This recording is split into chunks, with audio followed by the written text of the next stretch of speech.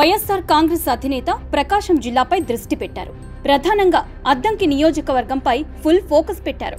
అక్కడ మంత్రి గొట్టిపాక రవికుమార్ హవాకు బ్రేక్ వేయాలని గట్టిగా ప్రయత్నిస్తున్నారు. ఈ నియోజకవర్గంలో సమర్థుడైన నాయకుడిని వైఎస్ఆర్ కాంగ్రెస్ పార్టీ ఇన్ఛార్జిగా తేవాలని చూస్తున్నారు. 2029 ఎన్నికల్లో గొట్టిపాటి రవికుమార్ని ఓడించే నేతను తేవాలన్నది జగన్మోహన్ రెడ్డి ప్లాన్. ఈ క్రమంలో సీనియర్ నేత కరణం బలరామకృష్ణమూర్తి సేవలను వినియోగించుకోవాలని చూస్తున్నారు.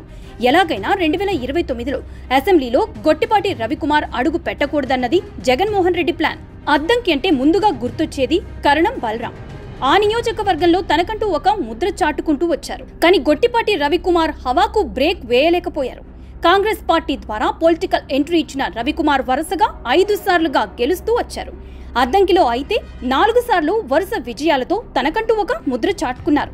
2.5 దశాబ్దాలుగా అద్దంకి రాజకీయాలను శాసిస్తున్నారు. ముఖ్యంగా వైఎస్ఆర్ కాంగ్రెస్ పార్టీకి కొరకరాని కొయ్యగా మారిపోయారు. అందుకే రవికుమార్ హవాకు బ్రేక్ వేయాలని చూస్తున్నారు జగన్మోహన్ రెడ్డి. 2004లో పొలిటికల్ ఎంట్రీ ఇచ్చారు గొట్టిపాటి రవికుమార్.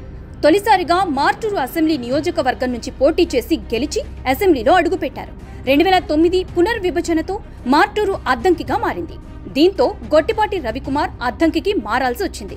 ఆ ఎన్నికల్లో టీడీపీ అభ్యర్థి కరణం బలరాంపై పోటీ చేసి గెలిచారు రవికుమార్. 2014 ఎన్నికల నాటికి వైఎస్ఆర్ కాంగ్రెస్ పార్టీలో చేరారు రవికుమార్. అప్పుడే టీడీపీలో చేరాలని ప్రయత్నించినా కరణం బలరాం ఒప్పుకోకపోవడంతో ఆయన చేరిక ఆగిపోయిందనేది అందరికీ తెలిసిన విషయం. దీంతో ఆయన వైసీపీ అభ్యర్థిగా పోటీ చేసి గెలిచారు. తదనంతరం మారిన రాజకీయ పరిస్థితుల నేపథ్యంలో తెలుగుదేశం పార్టీలో చేరారు.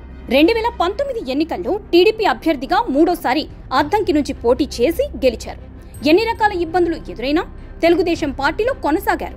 2024 ఎన్నికల్లో టీడీపీ అభ్యర్థిగా పోటీ చేసి విజయం సాధించి మంత్రివర్గంలో చోటు సంపాదించారు. 2024 ఎన్నికల్లో వైఎస్ఆర్ కాంగ్రెస్ పార్టీ అభ్యర్థిగా హనీమిరెడ్డిని బరిలో దించారు జగన్మోహన్ రెడ్డి. ఈయన వైవి సుబ్బారెడ్డికి సన్నిహితుడు. అయితే ఓటమి తర్వాత హనీమిరెడ్డి నియోజకవర్గంలో కనిపించడం లేదు. దీంతో ఇక్కడ వైఎస్ఆర్ కాంగ్రెస్ పార్టీకి అండగా నిలిచే నాయకుడు లేకుండా పోయారు. అందుకే ఇప్పుడు సమర్థవంతుడైన నేత కోసం జగన్మోహన్ రెడ్డి అన్వేషిస్తున్నారు.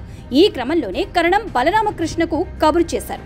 అద్దంకి నియోజకవర్గ బాధ్యతలు తీసుకోవాలని సూచించారు.